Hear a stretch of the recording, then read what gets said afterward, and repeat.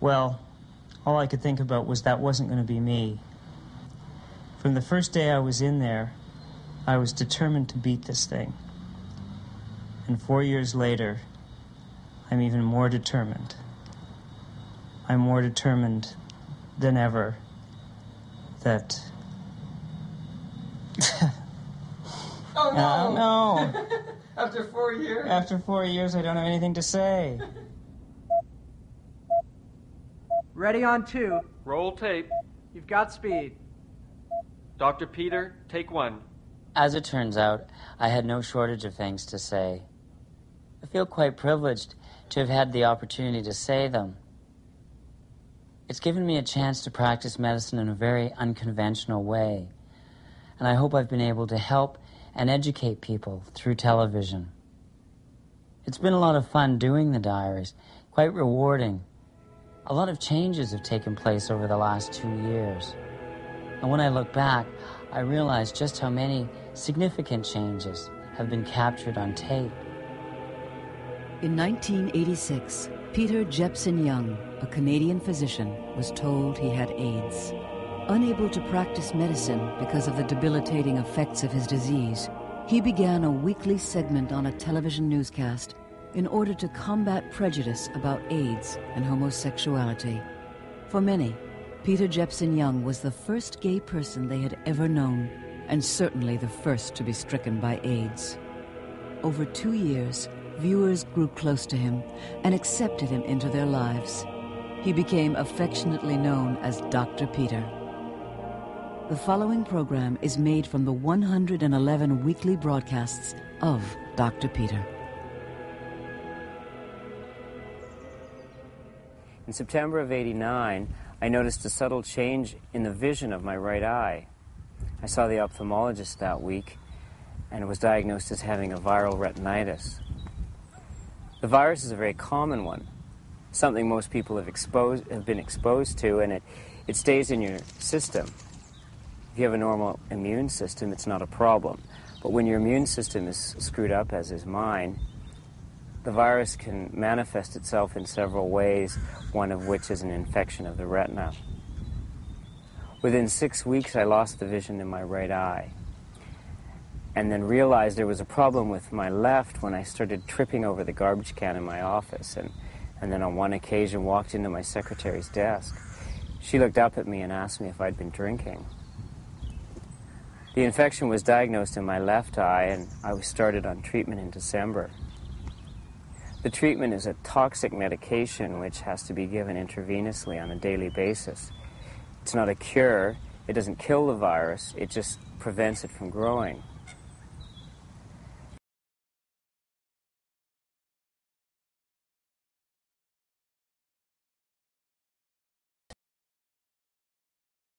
The nerve which connects the eye to the brain is dying as well. What I see now is a small area of central vision in my left eye, like a small window that's getting cloudier and smaller all the time.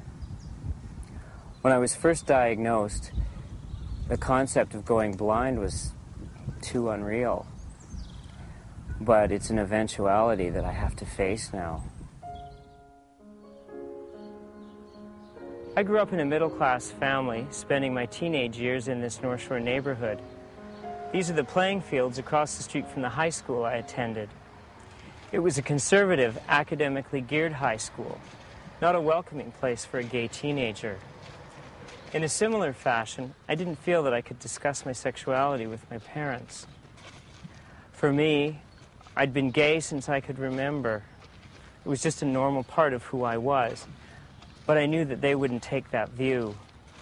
They're a product of their generation and the cultural stereotypes they'd been fed. It was a large part of my life I couldn't share with them. And I got to be 29 years old and had never dated women, and they didn't ask. I wouldn't have lied if they had. I'd spoken before about the trouble that I was having with my vision and described it as looking through a small window that was getting smaller and cloudier. Well, that window's gone now. In other words, I'm completely blind. About 2 weeks ago, I woke up one morning and didn't know it was sunny outside. I had to call a friend to find out what the weather was up to. I no longer distinguish night from day. I don't need to turn the lights on in my apartment.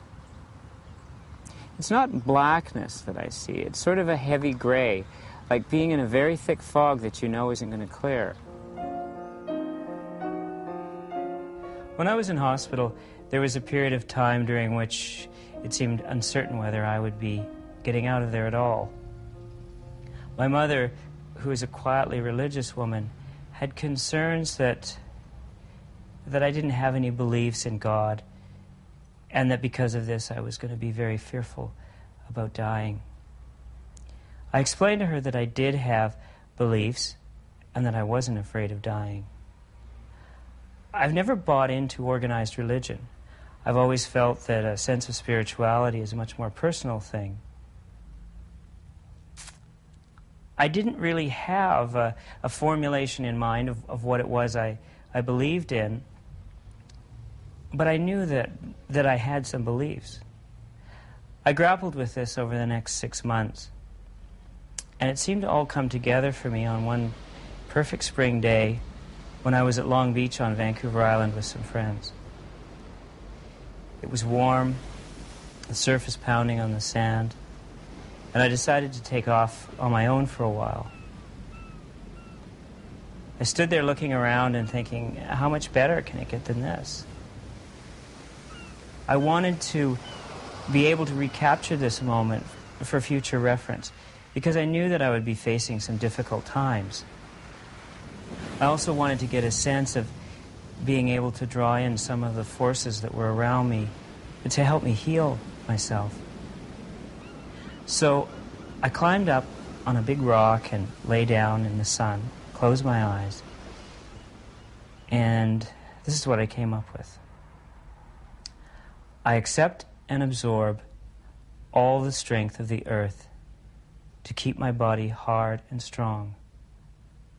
I accept and absorb all the energy of the sun to keep my mind sharp and bright. I accept and absorb all the life force of the ocean to cleanse my body and bring me life. I accept and absorb all the power of the wind to cleanse my spirit and bring me strength of purpose. I accept and absorb all the mystery of the heavens, for I am a part of that vast unknown. I believe God to be all these elements and the force that unites them. And from these elements I have come, and to these elements I shall return. But the energy that is me will not be lost. About 1.5 years ago, I was diagnosed as having Kaposi sarcoma. I just had a few spots. They weren't a problem. This is what a typical KS lesion looks like. It's a different sort of cancer. It's generally an oval purplish spot on the skin, and usually it just causes a cosmetic problem. But I had a patch on this leg. It was like a little bruise. It was more diffuse than the other one. And I guess in the past few weeks, since I've been blind, it's become more aggressive and has spread to cover a larger area. And what it's doing is it's blocking the fluid flow from the tissues, so I can push my fingers into my shin and make a dent there. It also is a little painful. Feels like shin splints. I had radiation treatment on it a couple of weeks ago.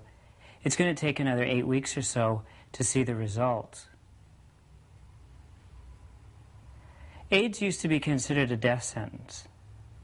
I don't believe that. AIDS is not a focus in my life. It tends to be a bit of a nuisance. In spite of being blind and having this problem with my leg, I've got a very full life, and generally, I'm pretty healthy. Around the time that I was losing the last of my vision, and before I went on television, we had some adjustments to make in the family. And my sister decided that she would have to discuss my situation with her children. She has twins who are 7 and a son who's 8. My dad was concerned that they were going to ask some, well, potentially embarrassing questions about how I got this and where I got this, etc. And I didn't have a lot of experience with talking to kids about AIDS. So my sister and I did a little bit of research, and they decided that the approach that they were going to take was very basic. So one day, she and my brother-in-law sat down with the kids, telling them they wanted to have a talk. And my brother-in-law said, "Have you kids heard about AIDS?" My one nephew said, "Well, that's an infection, isn't it?" My brother-in-law said, "Yes." And then my other nephew said, "And that's what Uncle Peter has, isn't it?" Well, my sister and brother-in-law were completely taken aback by this. And they said, "Well, yes." And then my niece said, "And that's why he's going blind, isn't it?" And they said yes. The kids asked a few more questions, but basically the information they wanted was very basic. They're quite intrigued now by the fact that I can't see them. And I think they've realized, particularly my niece, that because I can't see them, they have to be more physical, more touchy and cuddly. And she'll play games with me, cutting out different things that I have to identify. It's quite interesting. It hasn't affected our relationship, certainly not for the worst, and possibly for the better. I guess they love their Uncle Peter, and in spite of the fact that I'm blind or have AIDS, in their innocence, they're very accepting. In the time that I've been blind, I've met a few new people, including one in particular who's become very special in my life. And it's interesting because I've never seen him. So I wasn't able to form an opinion based on the superficial things, on his appearance, the clothes he wears, the car he drives, etc. Instead, what comes through is just a very clear picture of what a great person he is. It may sound corny and maybe a bad pun, but being blind has been a real eye-opener for me. This is Harvey. Harvey is a Canadian guide dog for the blind. I just got Harvey a few days ago, and right now well, actually it's me that's being trained. Harvey's already trained. Harvey's from Ottawa. He used to be a cabinet minister, but he decided to quit politics and get a real job. Right, Harvey?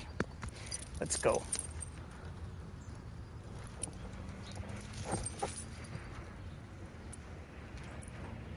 Okay. Forward. Good boy. Find the way, Harvey. Straight on. Find the way.